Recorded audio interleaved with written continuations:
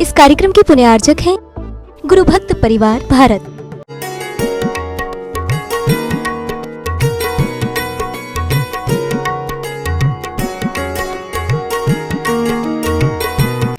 जैसे एक अंधा व्यक्ति बहुत दिन से एक काल कोठरी, एक बहुत बड़े हॉल में बंद था जिसमें अंधेरा था। किसी साधु संत को जब ये बात पता चली तो संतों ने राजा सेठ साहूकारों को उपदेश देकर के उस गरीब को निकालने का प्रयास किया। राजा ने कहा ठीक है, मैं ऐसे निकाल दूंगा, इसमें एक ही दरवाजा खोलूंगा और उसे कह दूंगा कि तू निकल जा। वह बेचारा सूरदास खुजली की बीमारी से ग्रसित था और वह जिस स्थान पर बैठा था वहां खड़ा होकर के दीवार का सहारा लेकर के दरवाजे की खोज में निकल गया। दीवार के किनारे किनारे हाथ लगाते लगाते और जैसे ही दरवाजा आता है उसी समय उसे खुजली हो जाती है और उसे खुजलाने में बहुत वेदना होती, पूरे शरीर को खुजलाता है और आगे बढ़ गया। दरवाजा पुनः छूट गया और वह आगे बढ़ के उसी चक्कर में फिर अपना जीवन उसी काल कोठरी में व्यतीत करने लगता है। ऐसे बहुत सारे लोग हैं दुनिया के अंदर जो जैन कुल में जन्म लेकर के भी सम्यक मार्ग की पहचान नहीं कर पाते, समीचीन धर्म को नहीं जान पाते, मिथ्या को ही धर्म मान करके अपने जीवन को व्यतीत करते चले जाते हैं और उन्हें लगता है कि हम सही कर रहे हैं।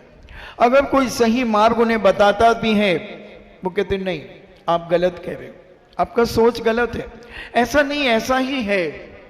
पूर्व जन्म के पुण्य के उदय से संपन्न हो सकते हैं, मगर वर्तमान में जो क्रिया कर रहे हैं उससे उनके जीवन में तीव्र मिथ्यात्व का बंध होने के कारण भविष्य विकृति को प्राप्त होता चला जाएगा। इसलिए जैनाचार्यों ने कहा कि अपने जीवन में भले थोड़ा सा ज्ञान हो मगर सम्यक ज्ञान होना चाहिए। इसलिए नीतिकारों ने कहा कि ज्ञान समान आन जगत में सुख को कारण।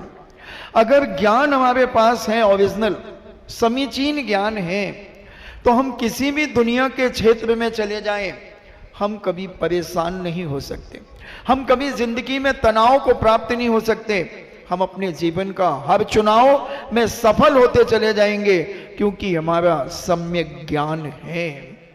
और जहां मिथ्या ज्ञान होता है वहीं पर व्यक्ति संसार में भटकता चला जाता है। अभी भगवान महावीर जैसी ताकत का जब हम इतिहास देखते हैं, इतना काला इतिहास है बंधुओं, इतना काला इतिहास, मगर उस काले को उन्होंने गोरे में परिवर्तित कर दिया और 3 लोक के नाथ बन गए।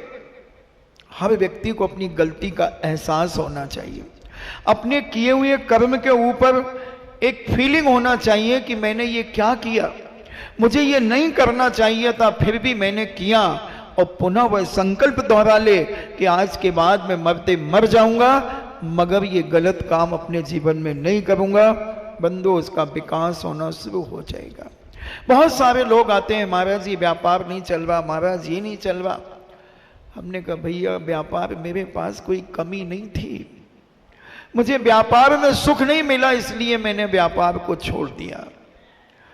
तो महाराज आप कुछ बताइए।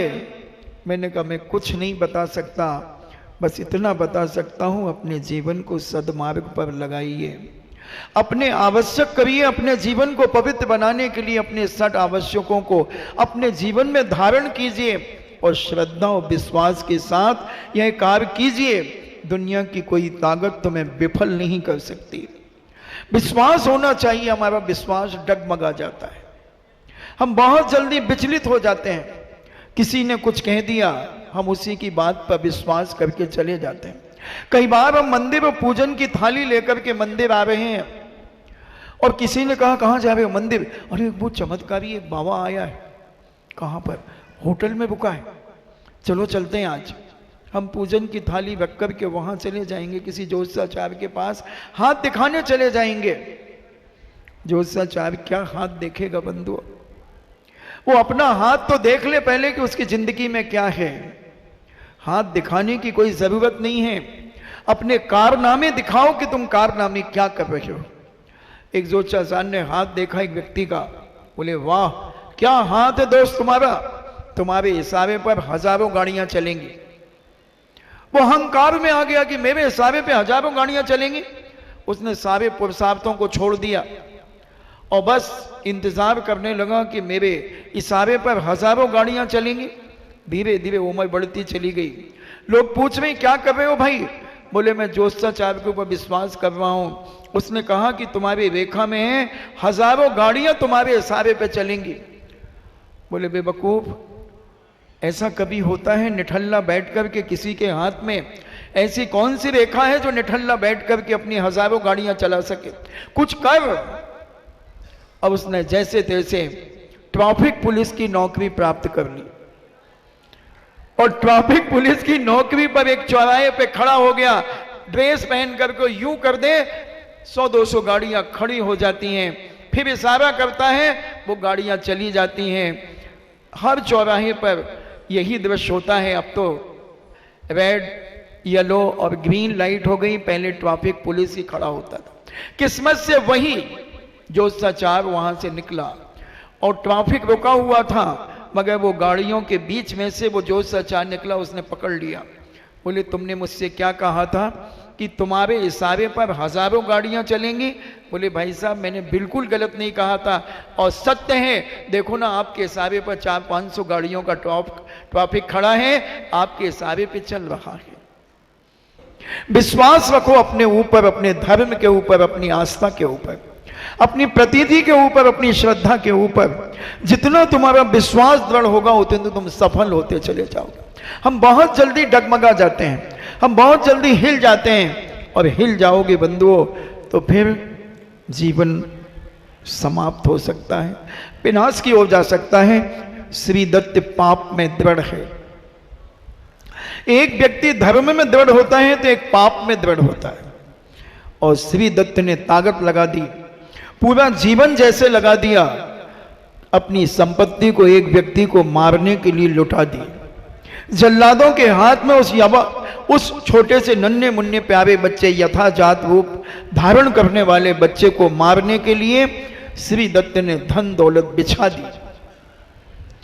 और जब नहीं मार पाया, कुछ सालों के बाद जब उसे पता चला कि ये बच्चा अभी मरा नहीं, वह जल्लादों के लिए बद्दुआएं देने लगा कि इन जल्लादों ने मुझसे पैसा तो ले लिया मगर मेरा काम पूरा नहीं किया।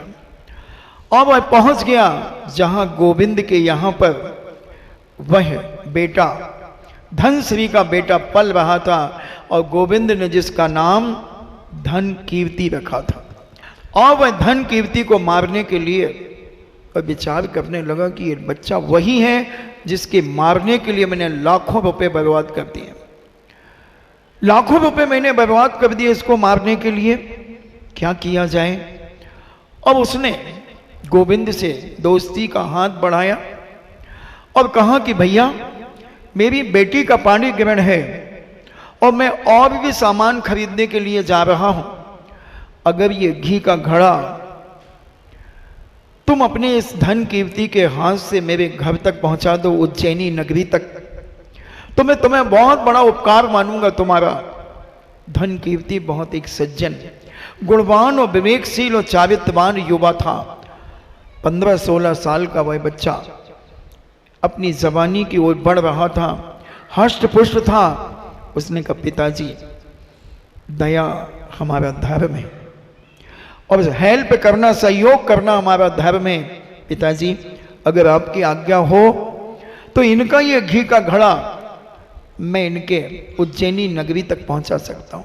आप मुझे कमजोर नहीं समझे, मेरी बाहुओं में बहुत बल है, क्योंकि मैं गांव का शुद्ध भोजन करने वाला व्यक्ति हूं, शुद्ध सात्विक भोजन करता हूं, व्यायाम करता हूं, प्रातः काल की शुद्ध हवा में मैं विचरण करता हूं, और सारी एक्सरसाइज जिसे आप कहते हैं पहले व्यायाम कहा जाता था, और पहले का हर व्यक्ति व्यायाम करता था। जितने लोग हमारे यहाँ एक सागर चक्रवर्ती की घटना आती है, वो बहुत सुंदर थे, बहुत सुंदर थे। स्वर्गीय देवताओं के बीच में एक चर्चा चली कि अगर मृत्यु लोक में कोई व्यक्ति सुंदर है तो ऐसा कौन है? सौदामिंद्र ने कहा कि एक सनत कुमार चक्रवर्ती हैं जो सर्वांग सुंदर हैं। और तुम्हें समझाने के लिए मैं कहूं, अगर मिस्टर वर्ल्ड की प्रतियोगिता होती और हमारे सनत कुमार चक्रवर्ती उस प्रतियोगिता में शामिल हो जाते तो दुनिया की कोई ताकत उन्हें सुंदरता में परास्त नहीं कर सकती थी। इतने सर्वांग सुंदर थे, हैंडसम थे, ब्यूटीफुल थे, हर तरफ से शरीर सुडौल था, सब कुछ था। स्वर्ग में जब उनकी तारीफ होने लगी तो दो स्वर्गीय देवताओं को उनकी तारीफ पची नहीं। कई लोगों को किसी की तारीफ पचती नहीं है, उन्हें उनके प्रति घृणा उत्पन्न होने लगती है, उनकी कोई ना कोई वीक पॉइंट खोजने लगते हैं। और सनत कुमार चक्रवर्ती की चर्चा जब चली स्वर्ग में तो सौदामिंद्र ने कहा कि हाँ, जो मैं कह रहा हूं वो ऐसे ही सुंदर है। तो चक्रवर्ती उस समय व्यायामशाला में व्यायाम कर रहे थे। पहले जैन समाज की भी बहुत व्यायामशालाएं हुआ करती थी। अभी नहीं लगता मुझे शायद आगरा में कोई जैन समाज की व्यायामशाला हो, मगर ललितपुर एक ऐसा यूपी में स्थान है जहां 3-4 व्यायामशालाएं जैन समाज की हैं। एक अभी मेहरौनी में पूज्य मुनि श्री शिलान्यास करा करके एक व्यायामशाला का आए और लाखों रुपए, 51 लाख रुपए का उसका महामहिम बना व्यायामशाला, और एक 5-5 लाख, 21-21 लाख के उसके सदस्य बने। बड़ी विशाल व्यायामशाला बन रही है। ललितपुर में भी व्यायामशालाएं हैं और होना चाहिए। आज जो बीमारियां फैल रही हैं उसका एक ही कारण है कि हमारी समाज से व्यायाम समाप्त हो गया, एक्सरसाइज समाप्त हो गई। केवल एक एक्सरसाइज है हमारे यहां, 100 आसन, योग निद्रा। हम रात को जगा लो और दिन में सुला लो। सूर्य उदय के बाद भी हम घबराहटे देकर के सोते रहते हैं। यही हमारे जीवन का विनाश का कारण है। हम कार्बन डाइऑक्साइड में सोते हैं और कार्बन डाइऑक्साइड में हम उठते हैं। ऑक्सीजन तो हमें मिलती ही नहीं है, मिलती नहीं है। और नीतिकार कहते हैं कि अपने जीवन को प्रातः काल उठा करके ब्रह्म मुहूर्त में उठना चाहिए। हम रुद्र पहर में सोते हैं या गंधर्व पहर में सोते हैं और राक्षस पहर में हम उठते हैं, तो राक्षस की पद्धति, राक्षसों के विचार हमारे जीवन में आएंगे। हम प्रातः काल, हमें सूर्य उदय के पहले कम से कम उठना ही चाहिए।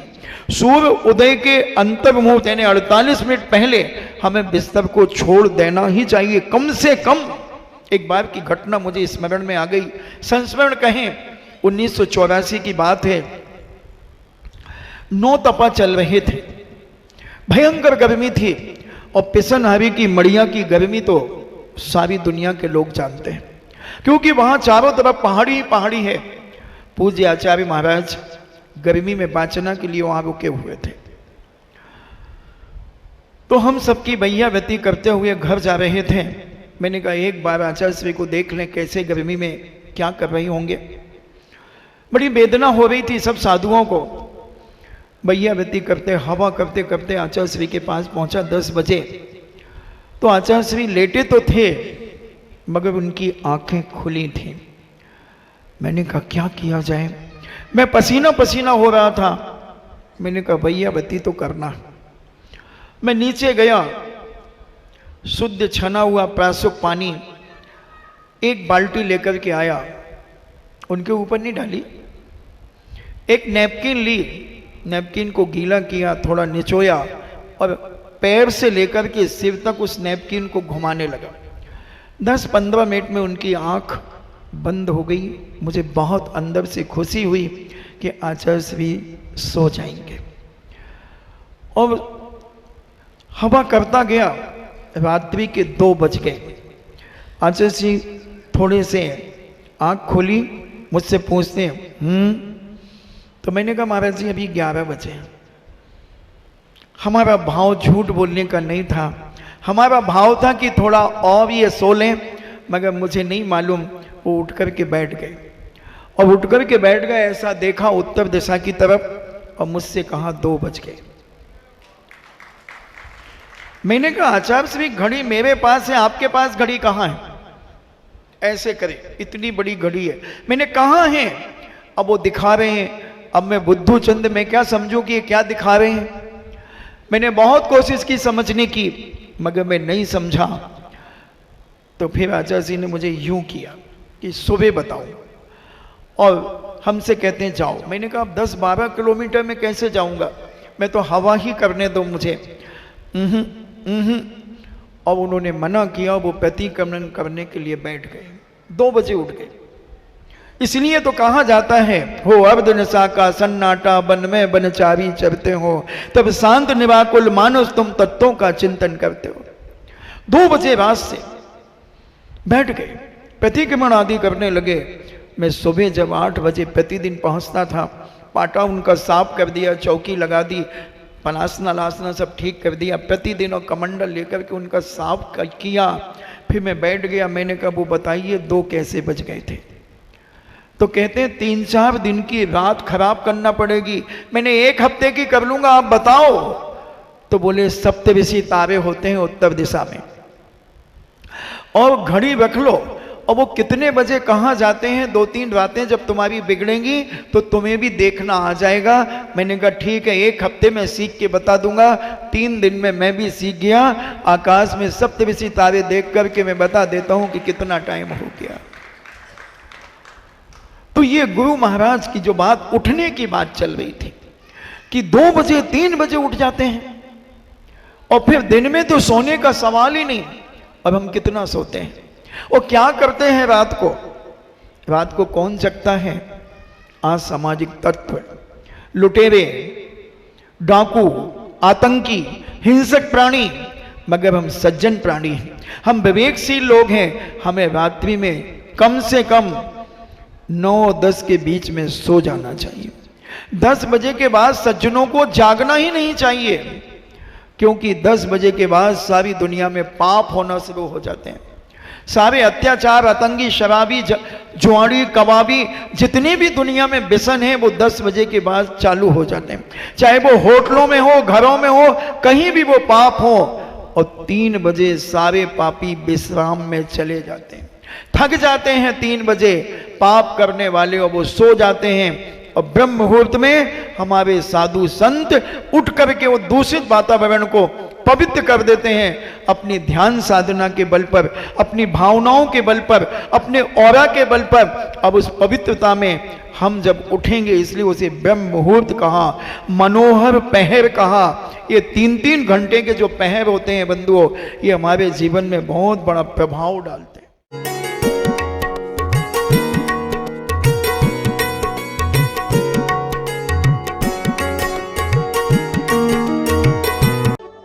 इस कार्यक्रम के पुण्यार्जक थे गुरु भक्त परिवार भारत।